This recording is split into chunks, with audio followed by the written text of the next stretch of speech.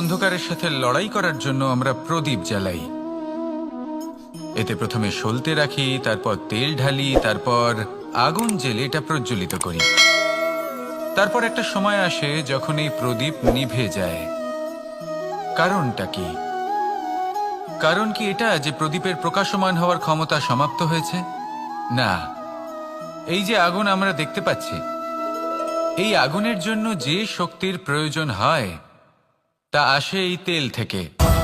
যদি এই তেল সমাপ্ত হয়ে যায় তাহলে এই প্রকাশ তাও সমাপ্ত হয়ে যায়। আর আমাদের জীবনে এই তেল হলো আমাদের কর্ম, আর এই আগুন আর এর দ্বারা উৎপন্ন হওয়া প্রকাশ আমাদের ভাগ্য। যত আমাদের কর্ম ক্ষীণ হতে থাকবে, আমাদের ভাগ্য সৌভাগ্য কোথাও না কোথাও লুপ্ত হয়ে যাবে।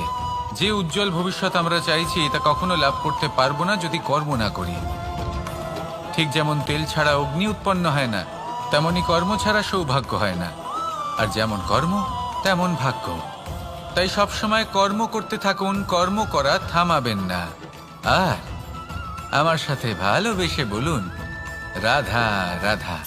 জীবনে তিনটি বিষয় আছে, তিনটি বস্তু আছে, তারা যেন আপনাকে কখনো বশে না করে নিতে পারে। প্রথম হলো ধন। ধন যতক্ষণ আপনি ব্যবহার করতে থাকেন, যতক্ষণ তা আপনার কাজে আসছে, ততক্ষণ ঠিক আছে, এই ধন আপনার কাছে অমৃত। কিন্তু যখন এই ধন আপনাকে ব্যবহার করতে শুরু করে, বুঝে যাবেন যে আপনার পতনের সময় শুরু হয়েছে। দ্বিতীয় বিষয়, ফেলে আসা অতীত। যাই করুন, আপনি অতীত পাল্টাতে পারবেন না, আর এই সত্যিটা আপনিও জানেন। কিন্তু তাও এর বশবর্তী আমরা হয়ে পড়ি। আর যখন তাই হয়, তখন এই সংসারে আমরা যেখানেই যাই না কেন, যত বড়ই সুখ লাভ করি না কেন, সেই সব আমাদের কাছে তিক্ত বলে মনে হয়। তৃতীয় বিষয়, আপনার আশেপাশের মানুষ ভিন্ন ভিন্ন ধরনের মানুষ হয়, যাদের চিন্তা ভাবনা এবং দৃষ্টিভঙ্গি ভিন্ন ভিন্ন প্রকারের। যদি এদের বশবর্তী আপনি হয়ে পড়েন, তাহলে কেউ বলবে এটা করো, এটা ভালো। কেউ বলবে এটা করো না, ওটা করো, ওটা ভালো কাজ। কেউ বলবে এই দুটোই করো না, অন্য কিছু করো। এই কথাগুলিতে আপনি এতটাই জড়িয়ে পড়বেন যে আপনি লক্ষ্যভ্রষ্ট হয়ে পড়বেন। তাই এই তিন বিষয় থেকে সাবধানে থাকবেন। যদি কোনো কিছু বশ করতে হয়, তাহলে আপনাকে বশ করতে হবে আপনার আজকে, নিজের বর্তমানকে। এটা খুব প্রয়োজনীয়। এটা ভাববেন যে এই সময়ের সদ্ব্যবহার আমি কিভাবে করব, সময়কে শাসন কিভাবে করব, ওই কর্ম কিভাবে করব যাতে ভবিষ্যতে কখনো আমার আফসোস না হয়, বরং এই সংসার আমাকে নিয়ে গর্ব করবে, সেই কর্ম করুন। আর যখন আপনি এটা শিখে নেবেন, তখন আপনি নিজেই নিজেকে প্রকৃত অর্থে ভাগ্যশালী করে তুলবেন। আসুন আমার সাথে ভালোবেসে বলুন, রাধা রাধা। অনেক সময় আমরা কারোর নীরবতাকে তার দুর্বলতা ভেবে বসি। হতেই পারে সেই ব্যক্তি উত্তর দিতে চাইছেন না, হতে পারে অন্য কোনো কারণ আছে যা আমরা বুঝতেই পারছি না। সেই জন্য তাকে দুর্বল ভেবে নেওয়া অনুচিত। দেখতে গেলে এই বিশাল সমুদ্র এও কিন্তু নীরব, শান্ত হয়। কিন্তু যখন সে রুদ্র মূর্তি ধারণ করে, তখন কি হয়? সমগ্র সংসারকে বিনাশের পথে নিয়ে যায় এই সমুদ্র, প্রলয় সৃষ্টি করে। সেই জন্য কারোর সহ্য শক্তিকে দুর্বলতা বলে মনে করবেন না। কারণ যদি এই নীরবতা নিজেকে ভেঙে বেরিয়ে আসে, তাহলে তা বিনাশের সমস্ত সীমা পার করে যেতে পারে। তাই এই নীরবতাকে সবসময় বুঝুন, সবসময় একে সম্মান করতে শিখুন। আর আমার সাথে ভালোবেসে বলুন, রাধা রাধা। কখনো কোনো চাতক পাখিকে দেখেছেন? কথায় আছে যে বছরে মাত্র একবার সে তার তৃষ্ণা মিটিয়ে থাকে, আর তাও আকাশে ভেসে থাকা মেঘের দ্বারা ঘটানো বৃষ্টির জলের ফোঁটা থেকে। আর কোথাও থেকে সে তার তৃষ্ণা পূরণ করে না। সারা বছর সে নিদারুণ গরম সহ্য করে, তীব্র শীতও সহ্য করে, শুধু এই আশা নিয়ে যে বছরে একবার অন্তত সেই মেঘের ঘন ঘটা হবে, বৃষ্টি হবে, আর সে তার তৃষ্ণা নিবারণ করবে। এটা আসলে কি? এটা আসলে বিশ্বাস। সেই বিশ্বাস যে বছরে একবার সেই মেঘ আসবে তৃষ্ণা নিবারণ করতে। যেমন দেখুন, একটা সূর্যমুখী ফুল সারা রাত অন্ধকারের সাথে যুদ্ধ করে, কারণ তার বিশ্বাস যে ভোরবেলায় সূর্য তাকে অবশ্যই দর্শন দেবেন। সেটাও বিশ্বাস ছিল যার উপর ভরসা করে মনু একটা নৌকা নিয়ে বেরিয়ে পড়েছিলেন এবং সমস্ত সৃষ্টিকে প্রলয়ের হাত থেকে বাঁচিয়েছিলেন। সেটাও ছিল ভালোবাসার প্রতি বিশ্বাস যার উপর ভরসা করে বানর এবং ভাল্লুক সেনা নিয়ে শ্রীরাম আক্রমণ করেছিলেন সমস্ত বরদানপ্রাপ্ত অসুরগণ এবং রাক্ষসগণের লঙ্কায় এবং জয় লাভ করেছিলেন। এই বিশ্বাসই হলো এই বিশ্বের আশা। বিশ্বাস রাখুন যে আপনি হলেন সর্বশ্রেষ্ঠ এবং শুধুই নিজের কর্ম করতে থাকুন। এই বিশ্বাসের আশাই আপনাকে প্রতি মুহূর্তে বল প্রদান করবে। এ হলো আমার বিশ্বাস। আসুন আর আমার সাথে ভালোবেসে বলুন, রাধা রাধা। যোগাসন। যোগাসনে আসন অত্যন্ত গুরুত্বপূর্ণ। এবার আমি বলবো সবথেকে শ্রেষ্ঠ আসন কোনটি। আশ্বাস। নিজেকে আশ্বস্ত করতে থাকুন যে আমি আছি, সব ঠিক হবে, যা হচ্ছে ভালোর জন্য হচ্ছে। এই আশ্বাস আপনাকে জীবনে এমন ধন্যাত্মক বিশ্বাস দেবে যে আপনি বড় বড় সমস্যার সমাধান করতে পারবেন। এবার যদি কথা বলি সবথেকে কঠিন সময়ের, তাহলে সেটা হলো বিচ্ছেদের। যা মা সীতাকে সহ্য করতে হয়েছে শ্রীরামের জন্য, রাধা কৃষ্ণকেও সহ্য করতে হয়েছে। যে ব্যক্তি বিচ্ছেদের সময় সঠিক পথে চলে এসেছে সে জীবনে অনেক শ্রেষ্ঠ স্থানে অবশ্যই পৌঁছতে পারবে। এবার যদি কথা বলি সবথেকে জরুরি এবং গুরুত্বপূর্ণ সময়ের, তাহলে সেটা হলো সংযোগ। সকলকে সাহায্য করতে থাকুন। আপনি অন্যদের সাহায্য করে তাদের যত আনন্দ দিতে পারবেন ততটাই আনন্দ আপনারও জীবনে অবশ্যই আসবে। আসুন আর আমার সাথে ভালোবেসে বলুন, রাধা রাধা। সংসারে সকলে উঁচুতে উঠতে চায়, কেউ নত হতে চায় না। সবাই এটা মনে করে যে নত হওয়ার অর্থ হলো তাদের আত্মসম্মান এবং অহংবোধের বিরুদ্ধাচরণ করা। তাদের মনে হয় যে যদি আমরা নত হই সংসার আমাদের দুর্বল মনে করবে, তাদের শৌর্য এবং তাদের ব্যক্তিত্বের অপমান হবে। কিন্তু এটা কি সত্যি? প্রত্যেকবার নত হওয়ার অর্থ কি সম্মানহানি হওয়া? কখনোই নয়। আপনি নিজের জীবনকেই দেখে নিন। আপনার কোনো অমূল্য জিনিস যদি নিচে পড়ে যায় তাহলে তাকে কিভাবে তোলেন? সেই বস্তুকে তোলার জন্য আপনাকে নত হতেই হবে। আপনি বড়দের আশীর্বাদ কিভাবে লাভ করেন? আপনি নত হয়ে তবেই তাদের আশীর্বাদ লাভ করতে পারেন, তাই না? ভেবে দেখুন, আপনি একটা পথে হাঁটছেন, আপনি দেখতে চাইছেন যে আপনি সঠিক পথে হাঁটছেন কিনা, পায়ের নিচে কাঁটা পড়ে আছে কিনা। কিভাবে দেখবেন? আপনাকে সেই মাথা নত করেই দেখতে হবে। এর অর্থ কি? অর্থ খুব সহজ। প্রত্যেকবার নত হওয়া অনুচিত নয়, সেটা কোনোভাবেই সম্মানহানি নয়। পরিস্থিতি অনুসারে এবং যেখানে প্রয়োজন আপনি নত হতে শিখে গেলে আপনি অনেক কিছুই লাভ করতে পারবেন। জ্ঞান, মান, গুণ, বিশ্বাস। সেই জন্য প্রয়োজন এবং পরিস্থিতি অনুসারে নত হতে শিখুন। এতে অনুচিত কিছুই নেই।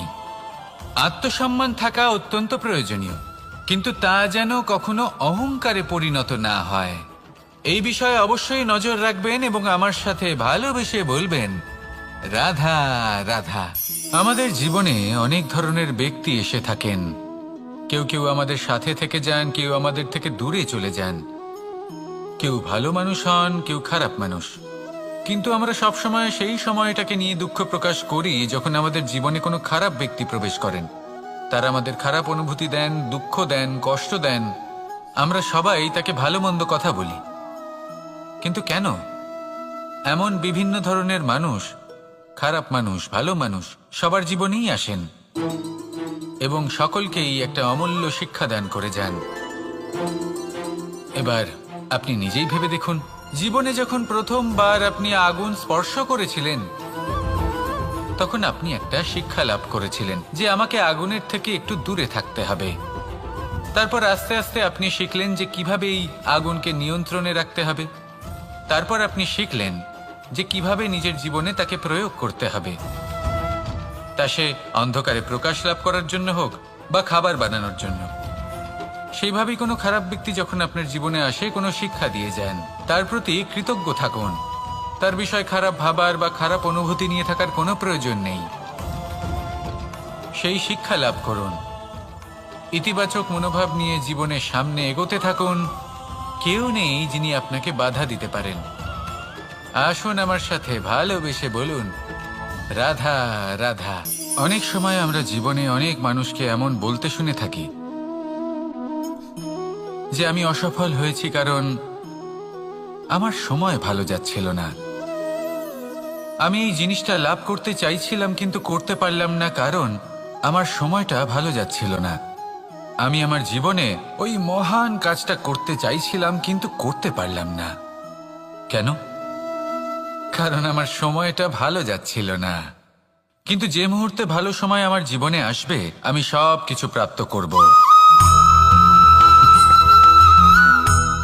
এমন প্রায় প্রত্যেকেই বলেন। আসুন একটা কথা বোঝা যাক। একজন মালিকে দেখুন, সে প্রত্যেক দিন গাছের সেবা করে, তাকে জল দেয়, তার যত্ন আত্তি করে। কেন? প্রত্যেক দিন সেই গাছ ফল দেয় না।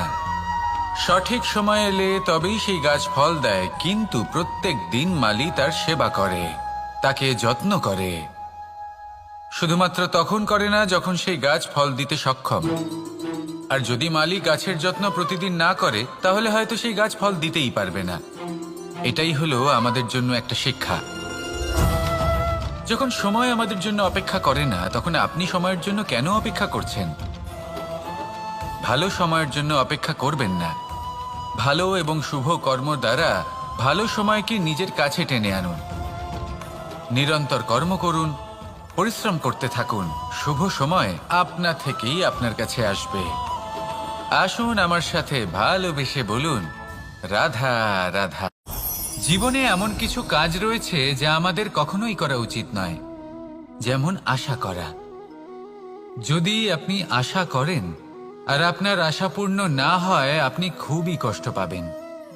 এবার আপনি যদি প্রতীক্ষা করেন, করতেই থাকেন, আর সেই ব্যক্তি যদি না আসে তাহলেও খুব কষ্ট পাবেন। আর হলো তুলনা। আপনি যদি তুলনা করতে যান তাহলে এটাই ভাববেন যে হয় আমি বা অন্য কোনো ব্যক্তি, এই দুজনের মধ্যে কোনো এক ব্যক্তি নিকৃষ্ট। আর এই ভাবনাটাই হলো অনুচিত। যদি আমরা কথা বলি সেই সব বিষয়ে যা আমাদের করা উচিত, যেমন পরীক্ষা। এই পরীক্ষা সবসময় আমাদের আরো সফল করে তোলে, আরো শ্রেষ্ঠ করে তোলে, আরো উৎকৃষ্ট করে তোলে। আসন্ন মহাসংগ্রামের জন্য আমাদের প্রস্তুত করে তোলে এই পরীক্ষা। তাই এই পরীক্ষার থেকে কখনোই পালাবেন না, এর সম্মুখীন হন। আর হলো কর্ম। কর্ম করা কখনোই বন্ধ করবেন না। তুলনা করার বদলে কর্ম করুন, প্রতীক্ষা করার বদলে কর্ম করুন, আর আশা করার বদলে কর্মই করুন। জীবন সফল হয়ে যাবে। দেখুন, সবার শেষে সত্যি বলতে এই কর্ম আর এই পরীক্ষা, এই দুই আমাদের জীবনকে সুখী করে তুলতে পারে। আসুন আর আমার সাথে ভালোবেসে বলুন, রাধা রাধা। মানুষ তার জীবনে শিক্ষা এবং প্রেম এই দুই লাভ করে তার মাতা, পিতা এবং গুরুর কাছ থেকে।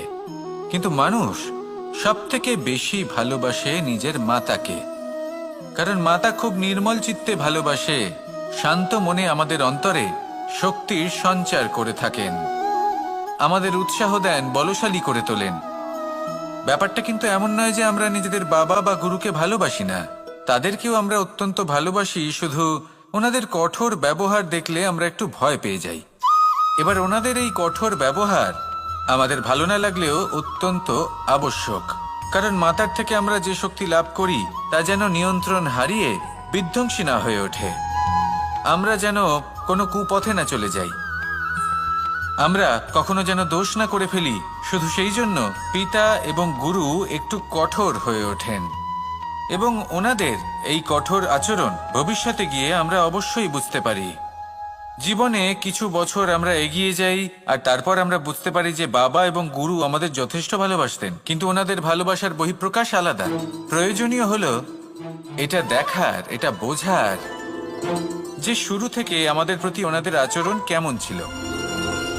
ওনাদের কঠোর হওয়ার পেছনে ওনাদের ভালোবাসাটা বোঝার চেষ্টা করুন, ওনাদের চিন্তাটা বোঝার চেষ্টা করুন, ওনাদের পথপ্রদর্শনের আড়ালে আপনার ভবিষ্যতের জন্য যে পরিকল্পনা ওনারা করেছেন সেটা বোঝার চেষ্টা করুন। তখন আপনারা বুঝতে পারবেন ওনাদের ভালোবাসাকে। আপনার মনের মধ্যে আপনা থেকেই ওনাদের প্রতি সম্মান জেগে উঠবে। নিজের পিতা এবং নিজের গুরু এই দুজনের প্রতি কৃতজ্ঞতা প্রকাশ করুন আর আমার সাথে ভালোবেসে বলুন, রাধা রাধা।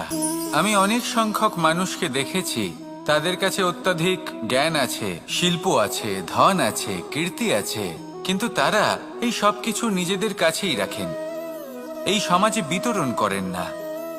কারণ হলো ভয়। ওনাদের মনে হয় যে যদি আমি এই সব কিছু সমাজে বিতরণ করি তাহলে সমাজ আমার শিল্প হোক, ধন হোক, জ্ঞান হোক, কীর্তি হোক, সবকিছু চুরি করে নিয়ে যাবে আর তার বদলে আমি কিছুই পাবো না। এটা কিন্তু সত্য নয়। সত্য হলো এটাই যে যদি আপনি নিজেকে এই সংসারের প্রতি সমর্পিত করেন তাহলে এই সংসার আপনার প্রতিও সমর্পিত থাকবে। আপনি শুধু ধন, জ্ঞান, কীর্তি, সম্মান পাবেন তাই নয়, বরং এই সমাজ আপনাকে নিজের চোখে হারাবে, মনের মধ্যে স্থান দেবে। তাই এই ভয় ত্যাগ করে দেখুন কিভাবে এই সমাজ আপনাকে প্রেম সমর্পণ করে। আসুন আমার সাথে ভালোবেসে বলুন, রাধা রাধা। জীবন কিসের উপর নির্ভরশীল? ধনের ওপর, বৈভবের ওপর, নিঃশ্বাসের ওপর? না, এই জীবন নির্ভরশীল বিশ্বাসের ওপর। বিশ্বাস নিজের ওপর, বিশ্বাস আমাদের আপনজনের ওপর। কিন্তু যখন এই বিশ্বাস ভেঙে যায় তখন মানুষের মনও ভেঙে যায় আর তারপর সে অন্য কিছু করতেই পারে না। তখন কি করা যেতে পারে? 3টে কাজ আছে যা আপনি করতে পারেন। প্রথম, ভালোবাসা। যাকে আপনি ভালোবাসেন, যারা আপনাকে ভালোবাসে, ভুল যারই হোক না কেন, তার কাছে ক্ষমা চাইতে কখনোই সংকোচ বোধ করবেন না। দ্বিতীয় হলো বিশ্বাস। যারা আপনাকে ভালোবাসেন, আপনাকে বিশ্বাস করেন, তাদের বিশ্বাস কখনো ভাঙবেন না। তৃতীয় হলো আশা। যারা আপনাকে ভালোবাসেন, আপনাকে বিশ্বাস করেন, তাদের আশা আপনার সাথে জড়িত। তাদের থেকে কখনো কিচ্ছু লুকোবেন না। এই 3টে কাজ করুন আর এই জীবন সুপ্রসন্ন হয়ে বলবে, রাধা রাধা। মানুষের জীবনে 2 ধরনের আবেগ থাকে যা চিরকাল তার সাথে বসবাস করে। প্রথম, স্বপ্ন। দ্বিতীয়, অজুহাত। মানুষ হাজার হাজার স্বপ্ন দেখতে পারে। আমাকে এই কাজ করতে হবে, আমাকে ওখানে ঘুরতে যেতে হবে, আমায় জীবনে এই অসম্ভব কাজ বাস্তবায়িত করে দেখাতে হবে, আদি ইত্যাদি। এবার ঠিক যেমন স্বপ্ন দেখেন সেইভাবে অজুহাতও খুঁজে নিয়ে আসেন। আমি এই স্বপ্ন পূরণ করতে পারলাম না, কারণ আমাকে কেউ সাহায্যই করলো না, কারণ আমি দুর্বল হয়ে পড়েছিলাম, কারণ আমার কাছে সময়ই ছিল না, আদি ইত্যাদি। এবার সাফল্য এবং অসফলতার মাঝখানে এই ধরনের সংঘর্ষ হতে থাকে। সাফল্য তখন লাভ করা সম্ভব যখন আপনার স্বপ্ন আপনার অজুহাতের থেকে অনেক বড় হয়, আর অসফলতা তখন পাবেন যখন আপনার অজুহাত আপনার স্বপ্নের থেকে অনেক বড় হয়।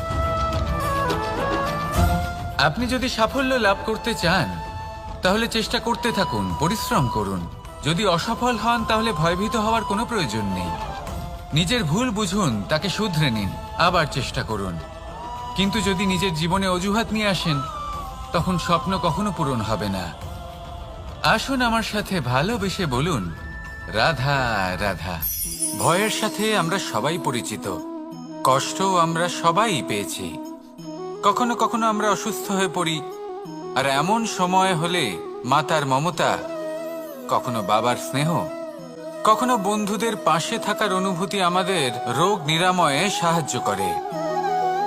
কখনো যদি আমরা নিরাশ হয়ে পড়ি, তখন যদি আমাদের কোনো আপনজন আমাদের দুটো ভালো কথা বলে, তখন আমাদের মনোবল বেড়ে যায়। ঠিক তেমন সংসারের এই রঙ্গমঞ্চে যদি আপনি পীড়িত অনুভব করেন, কিছু শুভ কথা আলোচনা করুন, কিছু স্তুতি গান করুন, কিছু মুহূর্তের জন্য হলেও নিজের ইষ্টদেবের কথা স্মরণ করুন আর প্রার্থনা করুন। সাহস বাড়বে, শক্তিও বৃদ্ধি পাবে এবং সামনে এগিয়ে চলার পথও দেখতে পাবেন। তখন এই মন প্রসন্ন হয়ে বলবে, রাধা রাধা। পাখি কখন জন্ম নেয়, কখন উড়তে শেখে, কখন বাসা বানাতে শেখে, কখন নিজের মৃত্যু লাভ করে, এসব আমাদের মধ্যে কেউ জানি না। কিন্তু পাখি একটা কথা খুব ভালো করে জানে, যে এই সংসারে ও যা কিছুই করুক না কেন, এই সংসারের ওকে নিয়ে কিচ্ছু যায় আসে না। এবার আমরা কি করি?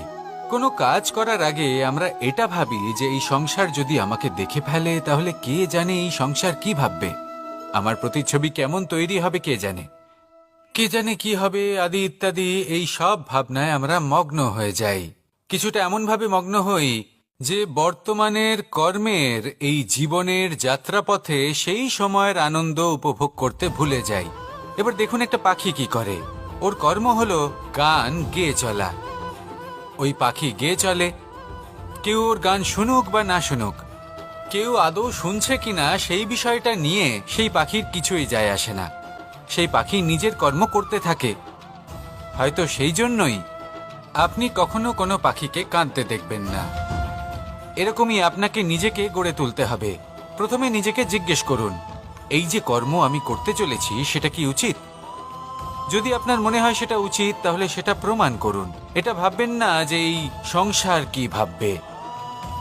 আসুন আর আমার সাথে ভালোবেসে বলুন, রাধা রাধা। আকাঙ্ক্ষা কখন লোভে পরিণত হয়ে যায় তা কেউ বলতে পারে না। এবার তার পরিণাম কি হতে পারে তাও আমরা কেউ জানি না। আজ আমি আপনাকে বলছি, কোনো ব্যক্তি সবথেকে বেশি ক্ষতির সম্মুখীন তখনই হয় যখন সে এটা মনে করে যে সে সবথেকে বেশি সুরক্ষিত স্থানে রয়েছে। সে ভাবে যে সে সেখানে সুরক্ষিত রয়েছে। সে তখন অসাবধান হয়ে পড়ে, আর তখনই তাকে জীবনের সবথেকে বড় ক্ষতির সম্মুখীন হতে হয়। নিঃস্ব হয়ে যাওয়ার পরিস্থিতি কোনো মানুষের জীবনে তখনই আসে যখন তার কাছে প্রচুর সম্পত্তি থাকে এবং সে তার থেকেও অনেক বেশি সম্পত্তি অর্জন করতে চায়। সেই অনেক বেশি সম্পত্তি অর্জন করার চেষ্টায় সে এমন কিছু করে বসে যার ফলে তাকে সমস্ত সম্পত্তি হারাতে হতে পারে।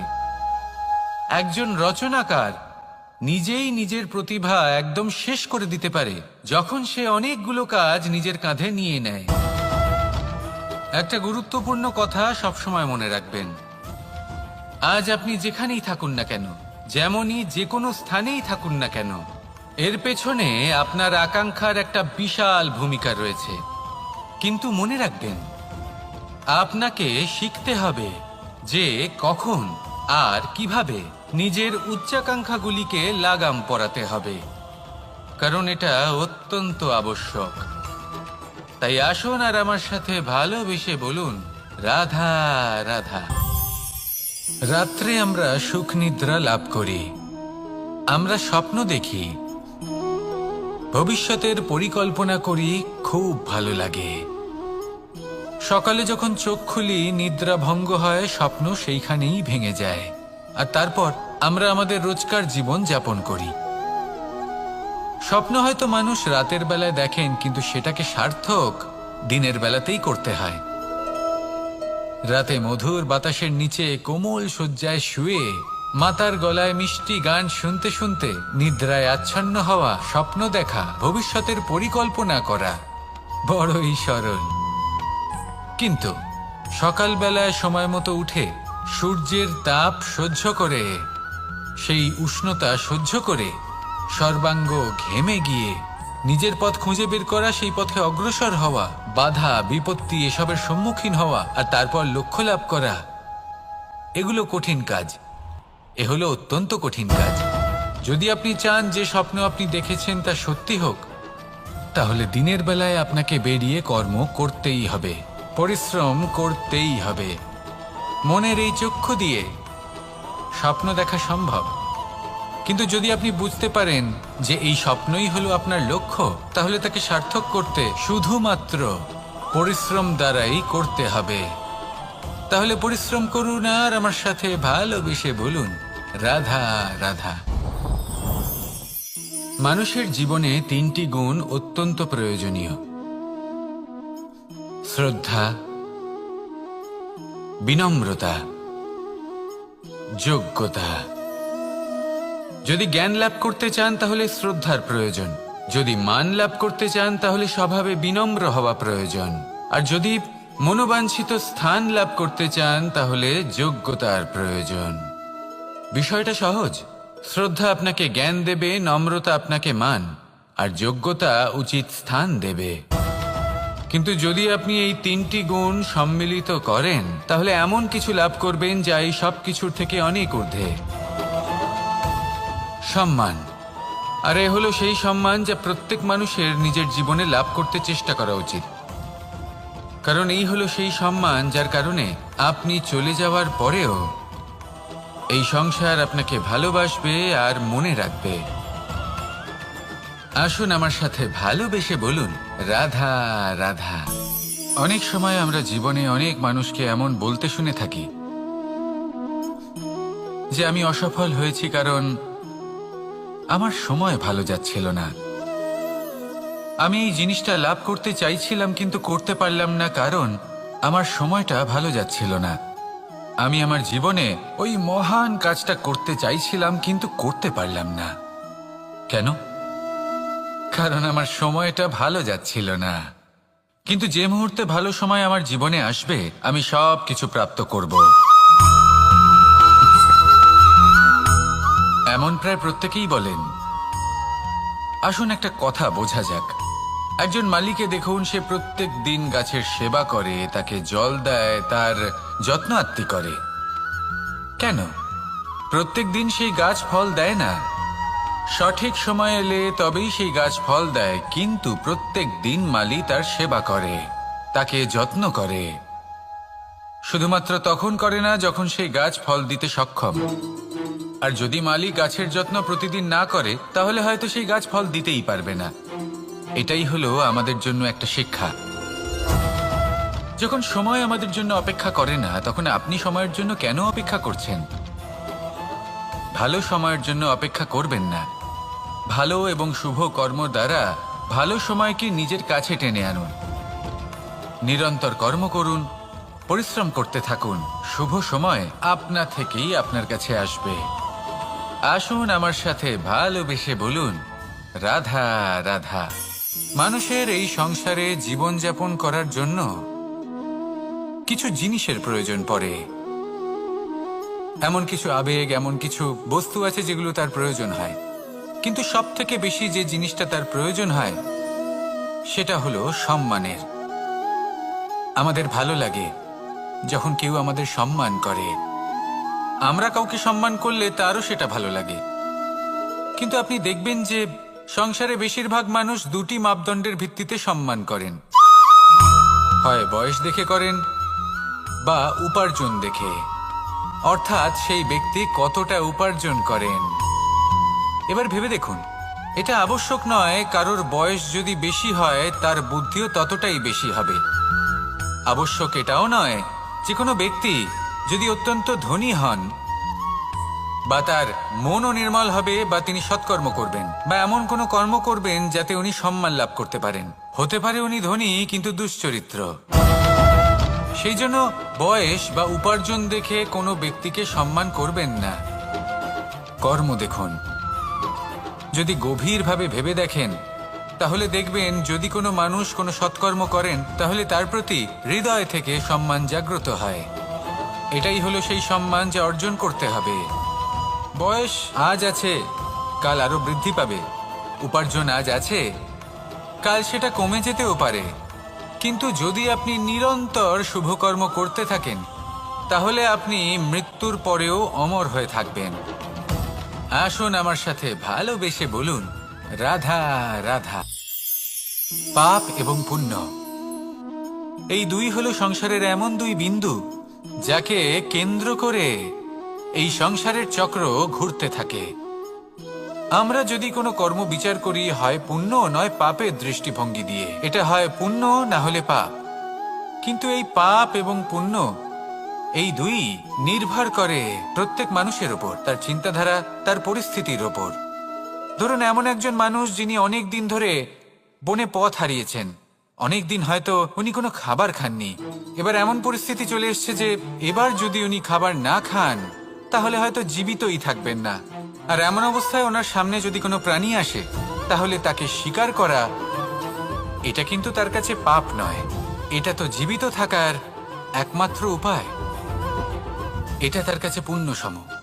আর যদি আমি এমন একজন ব্যক্তির কথা বলি যিনি সরল, যিনি একটি সুখী, শান্ত, সুরক্ষিত জীবনযাপন করছেন, তার কাছে কিন্তু এটা পাপ। এইরকমই এই সংসারে ভিন্ন ভিন্ন পরিভাষা আছে পাপ এবং পুণ্যের। তার মধ্যে যদি আমি আপনাকে একটি সরল পরিভাষা দিই, সেটা হলো, জীবনে যখনই কোনো কর্ম করবেন সেটা নিয়ে একটু ভেবে দেখুন যে এই যে কাজটা আমি করছি তার ফলে এই যে অন্য মানুষেরা আছেন এই সংসারে, তারা কি দুঃখ পাবেন? যদি তারা দুঃখ পান তাহলে সেটা পাপ।